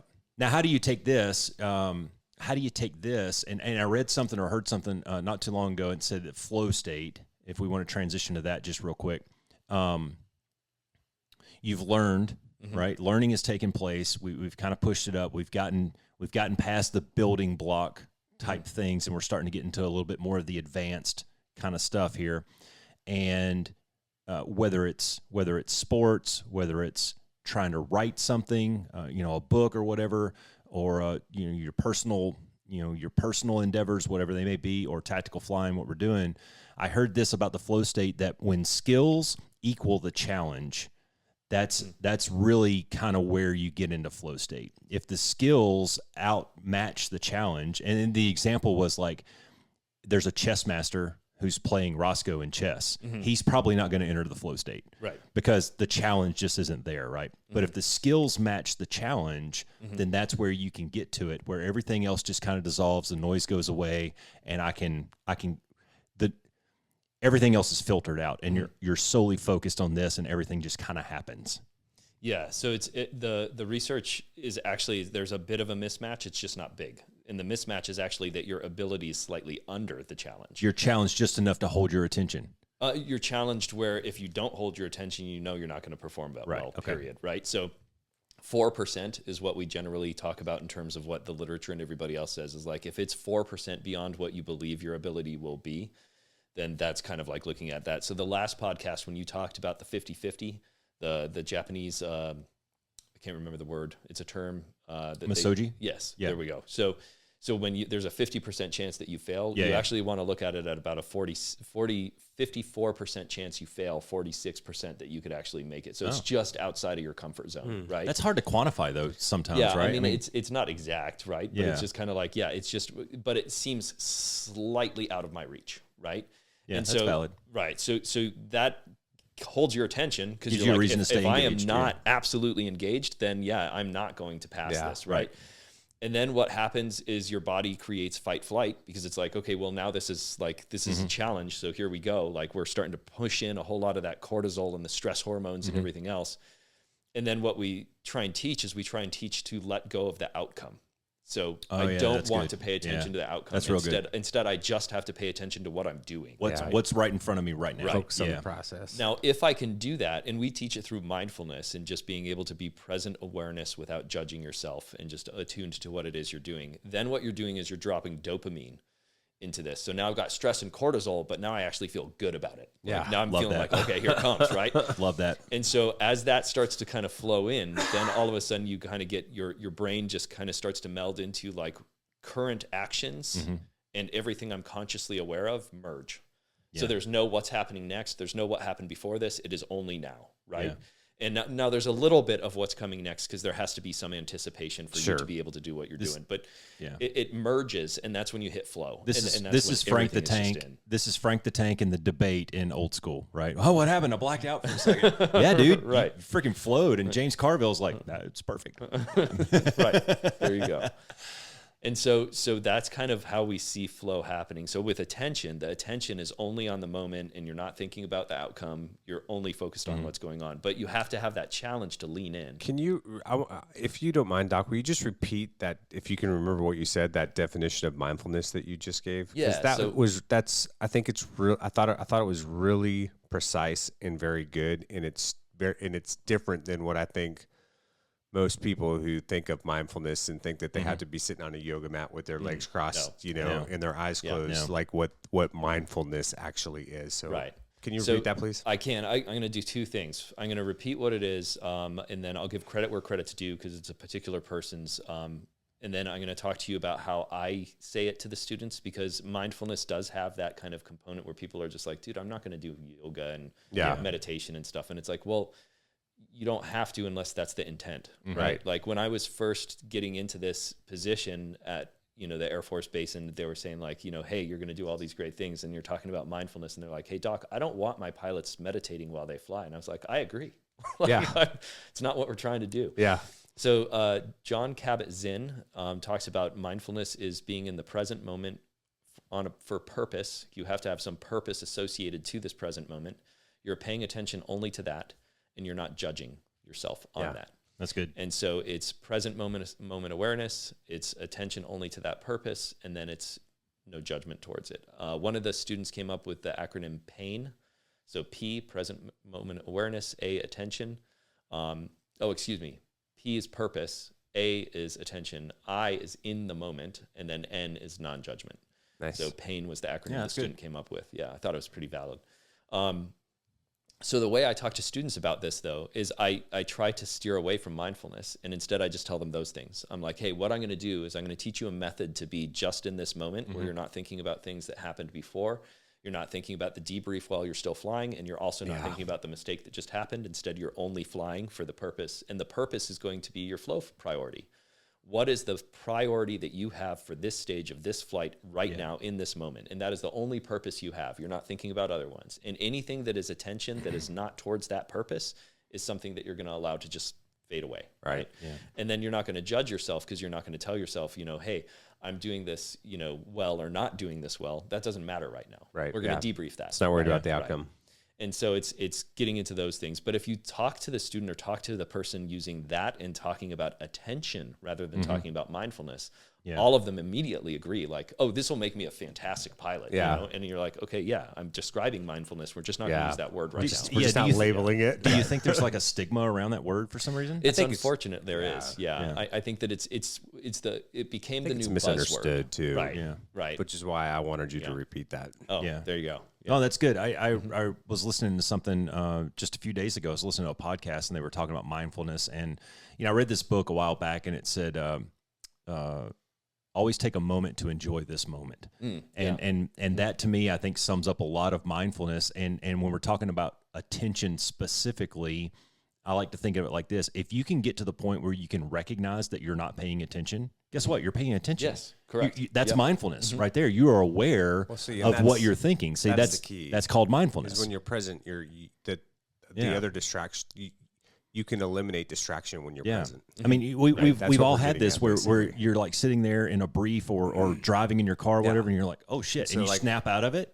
That's why I wanted him to, because I thought that was a great definition. And I think that there is this misnomer around mindfulness and what it really means, when really it's just, I think Dalai Lama said, right, there's 2 days in the year that we can't control. One's yesterday and one's tomorrow.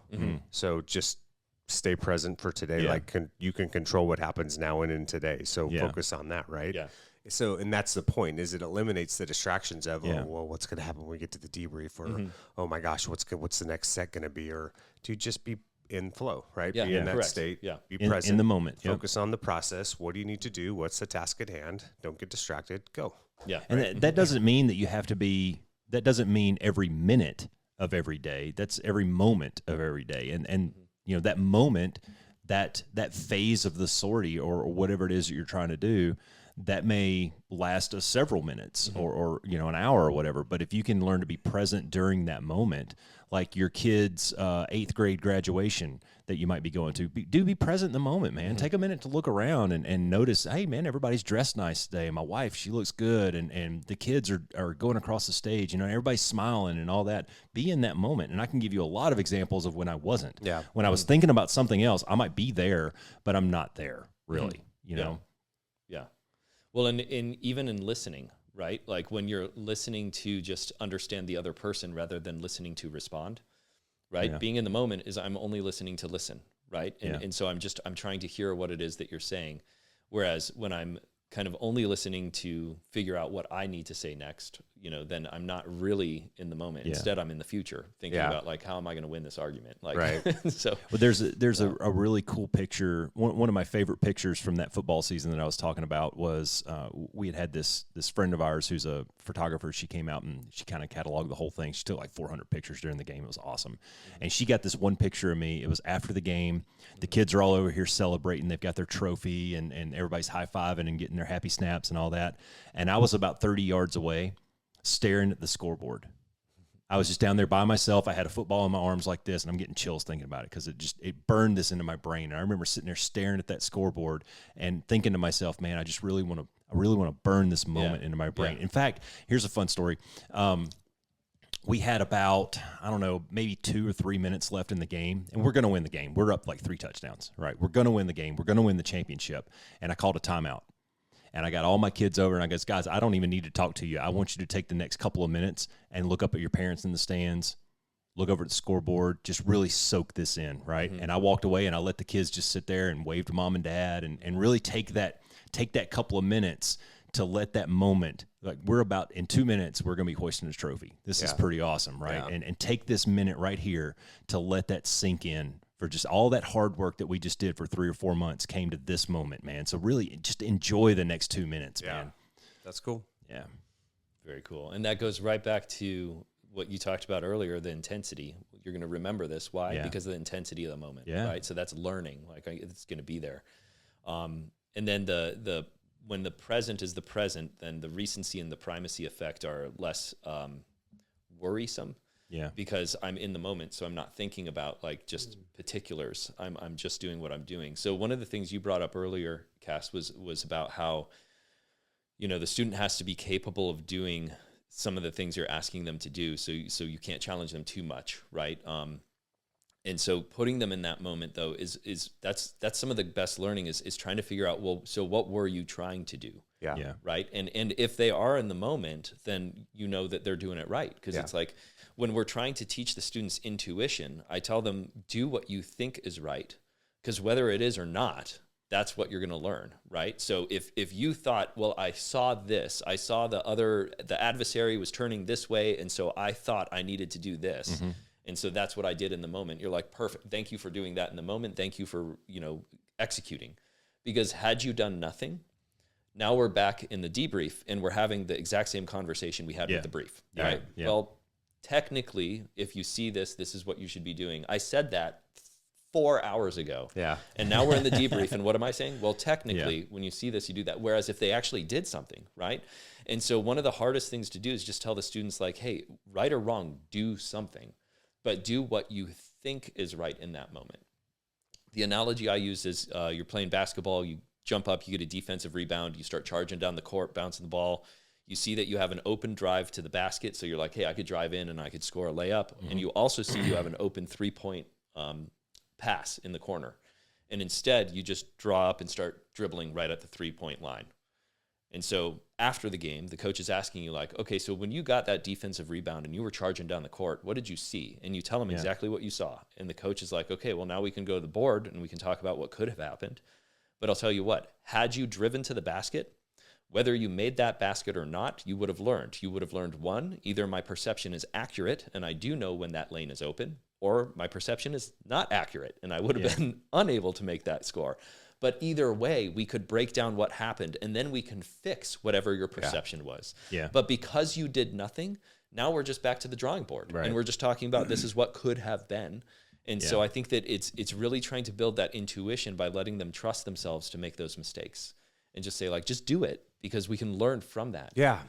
No, that's important. I think there are times where you have to make sure that the student knows that they have a certain amount of leash to explore the studio space, you know, and to try things, and that's okay because we'll learn from it, you know, and it may not be the right decision, but we'll figure out why it wasn't the right decision. And I'm just glad that you made it. We used to say this all the time. I'd rather see you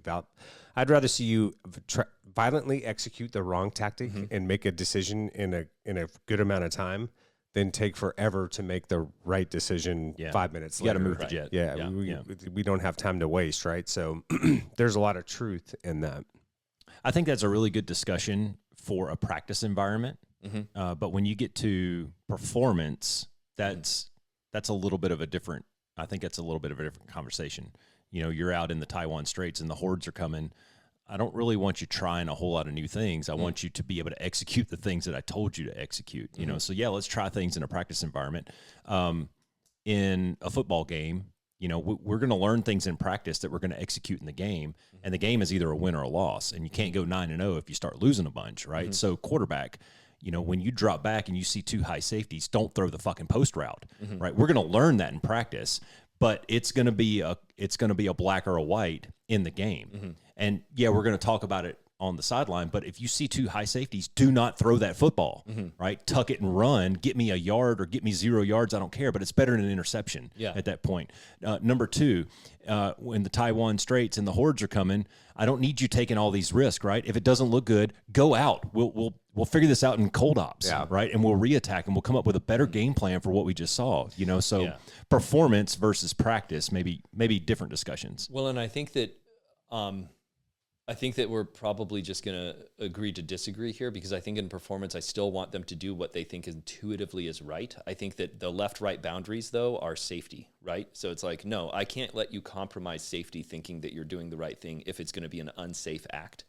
In the same way, when you're like for the football analogy, it's like, whether you think that's right or wrong, that's an interception, which is always wrong. So we're not going to do that. That's a left-right boundary, right?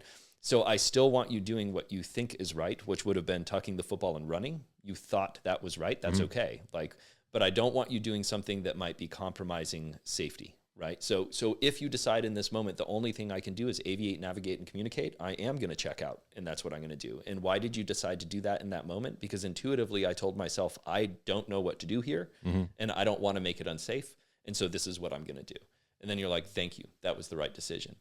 But I think that in performance, you want that person to be in flow, which means that you want them acting on their intuition pretty much the entire time if you want them to be in flow, which is just your what you're perceiving and what your actions are aligned. There's nothing else in there.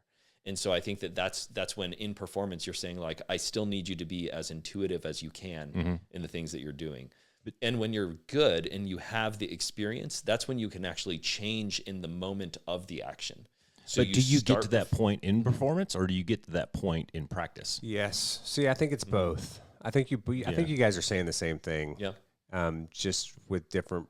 Well, that's what I was picking up. You said agree to disagree, but I think we're saying the same thing. Well, you're saying the same thing, Yeah. but it's through different lenses. So, because what you're saying, Roscoe, is I want guys to explore the studio space in practice. Yes. And that's important because that's what's going to allow them to get to high performance when it's not practice anymore, right? That's right. Because they've seen these different. They've recognized. Okay, I can ball walk this far, but if it looks like this, because they've learned all those lessons. I've effectively put more cards in your Rolodex. Yeah, now. right. Yeah. What you've done is you've increased their essay bubble. You've increased their toolkit, right? So now we're facing the hordes coming across the Taiwan Strait, right?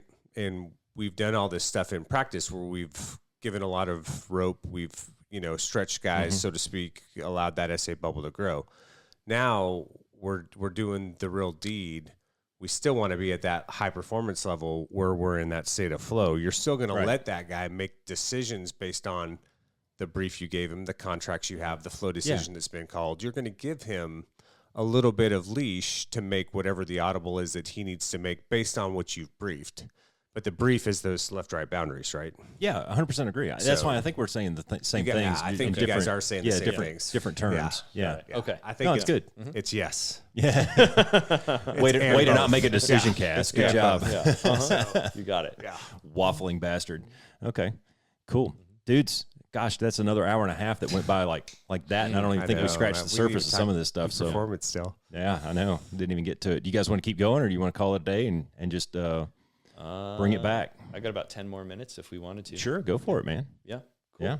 All right. So we talked about flow. We talked about, first of all, paying attention, and then how that leads to learning, and then kind of how those two things, we practice enough, we increase the Rolodex and the toolkit, and we get into a flow state. And then how does all this factor into being the best version of yourself? That peak performance. We can have probably a good discussion on optimal performance versus peak performance. I think those two things are maybe different, but let's just talk about peak performance. Like, dude, for the next hour, I need you hitting on all 8 right now, kind of thing. How do all these things tie together? Let's put a bow on it and then go home. Yeah. So I think that, if you've provided the learning environment for them to feel comfortable and confident to be able to say, I can execute these things you're asking me, but I'm going to put the challenge level slightly above your ability, right? So that we can kind of have you lean in and try these things.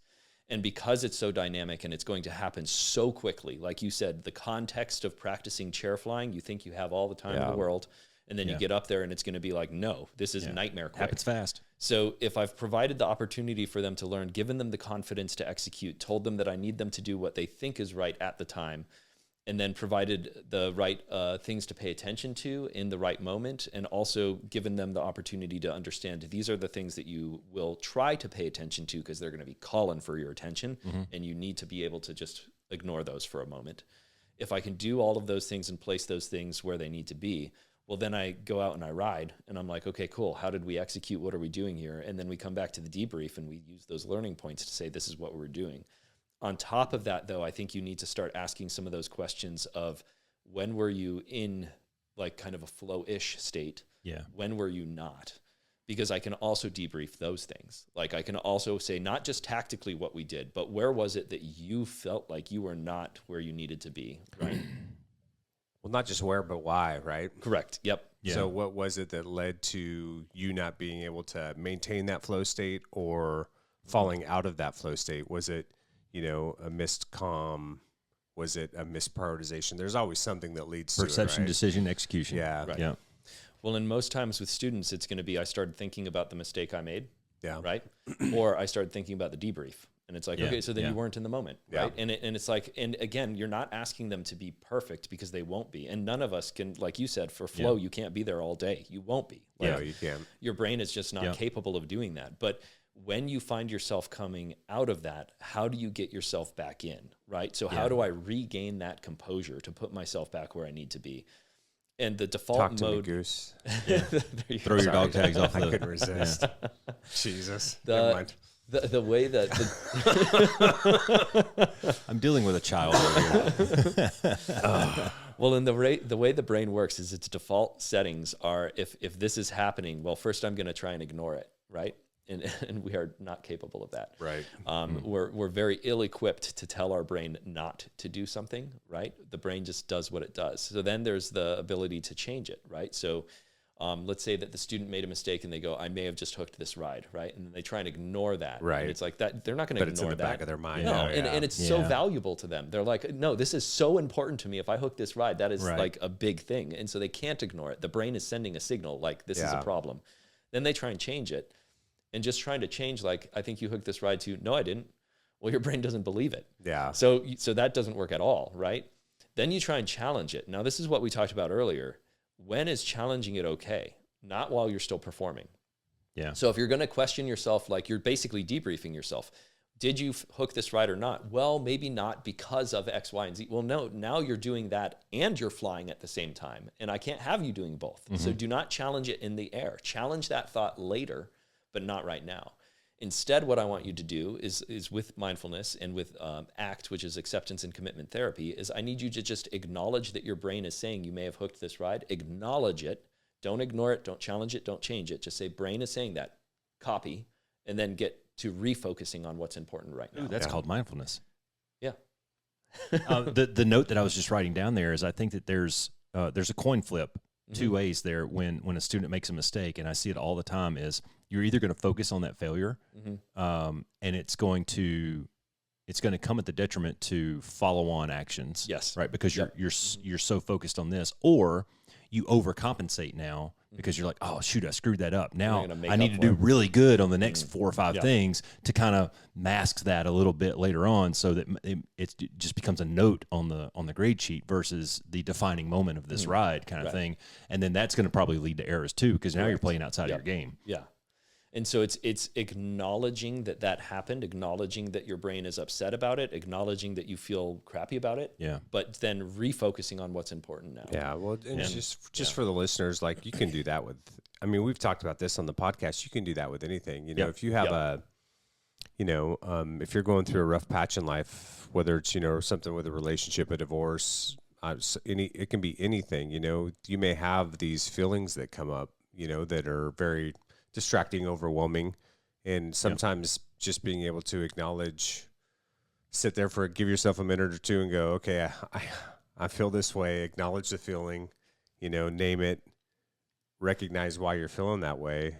A lot of times it'll subside shortly after doing that. It's just instead of you sitting there and trying to fight it or pretend like it's not there, or things like that. A lot of times if you can just acknowledge it, your body will have its response, your brain will have its reaction, and then it kind of goes away, right? Yeah. So that makes a lot of sense. But that's a good segue into something that I was going to bring up when you were talking earlier, and that is, the student's fear of busting a ride is kind of this construct that we've created, where it's thought of as a negative thing to bust the ride. Like, it's not a competition, man. The important piece here is I need you to be a stone cold killer when we go across the Taiwan Straits, right?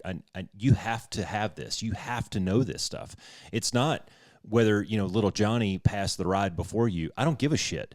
If you're not to the level, I'm going to bust you on the ride until you are on the level, because when we go downtown, you have to be at the level.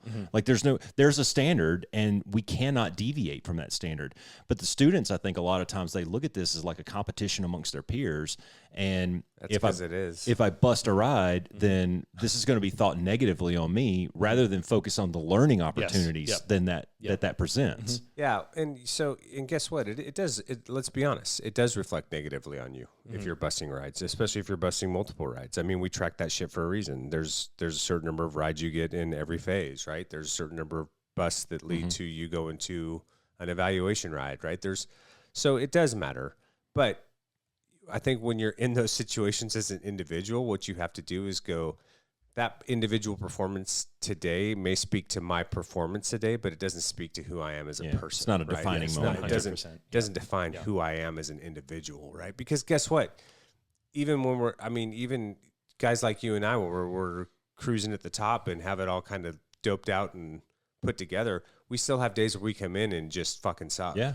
And everybody has a bad day. Yeah, right. Yeah. Sometimes you can't operate at peak performance every day, all the time, in every situation. You're going to make mistakes, man. I think you get better at it, and that level goes up. Yeah. Your standard of performance probably goes up over time because everything it almost becomes routine to a point. Like these are the things that I'm going to do, and I've done it so many times that I know how to do this. Yeah, when I was at the patch and the spikes though, and you're putting B coursers through, and you have guys that are struggling, you see that, right? So because I'm the guy that gets to fly with them when they're having repeated issues in a phase, and you see that, and you have to kind of sit down and go, look, dude, you can do this. Like, I've seen your grade sheets from the previous rides. I've seen how you've done up to and what do we always tell young guys too? There's usually a phase for every student that they struggle in. Yeah. There's usually one phase that just for whatever reason is really tough for guys. Yeah.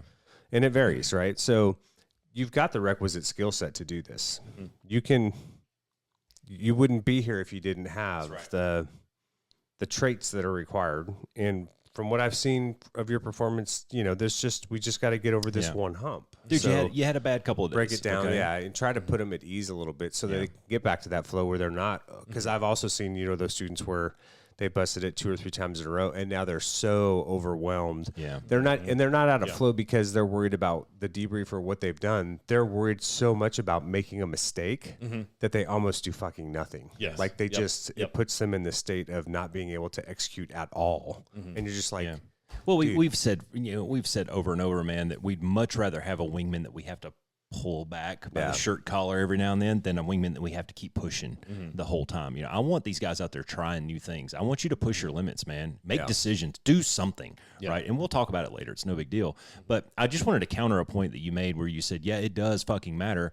It does, but I want to go back to something that Doc said earlier where, a lot of the weapons school grads that he had interviewed and talked to, they struggled a lot during these early phases, but what did that create? It created an appetite for learning for them.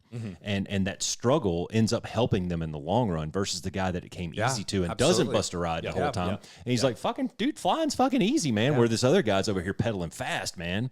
And that could be the difference between that growth and that fixed mindset. Yeah. Well, totally. And in the end, that growth mindset guy's going to win.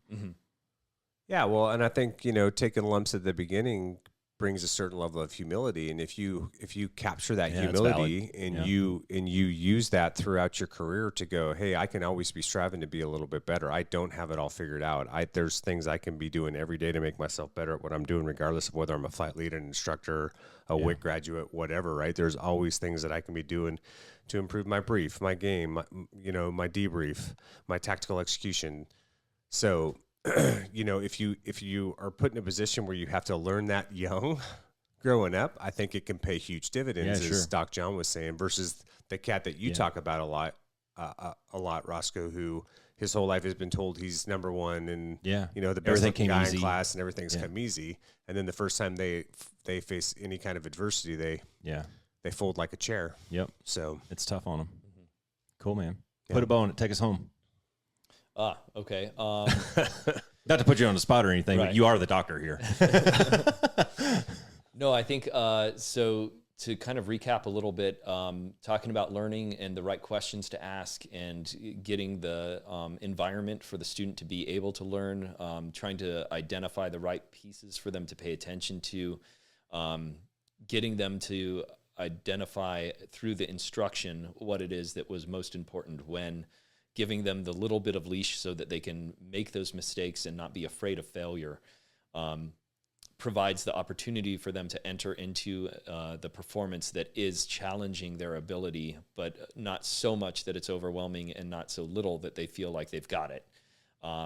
And all of that will lead to them performing at their best and hopefully reaching that kind of level where they infuse the dopamine, feel good about the challenge, and then also get into that kind of like merging of action and attention at the same time. And I think this is definitely dialogue that we could continue for another, for sure. 7 hours. So, it's super interesting. Thank you guys very much for your expertise and the things that you were able to help me understand. And then I think that, hopefully we can use this for all of us to be better at instructing and teaching. Yeah, that's awesome, dude. I don't know if we did this on the last one or not, but if people wanted to get in touch with you and maybe take this conversation a little further, is there a way that they can contact you that you're willing to share, or would you just rather have them come through us and we'll relay it, or what? Yeah, let's just have them come through you guys, and then you guys can relay it. Yeah. Yeah, so if you want to get in touch with Doc Jon and maybe have a deeper conversation or whatever, send it to the Be1 Change 1 podcast, either Cass or I. We both got emails on there. Go to our website and check us out, and we'll relay those messages. We got you on speed dial.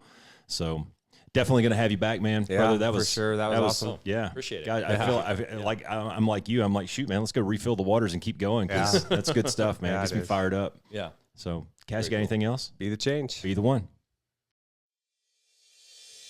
Thanks for flying with the Be1 Change 1 podcast. If you got something out of this show, then be the one and share it in your circles of influence. You can be our wingman through our website at www.b1change1.com.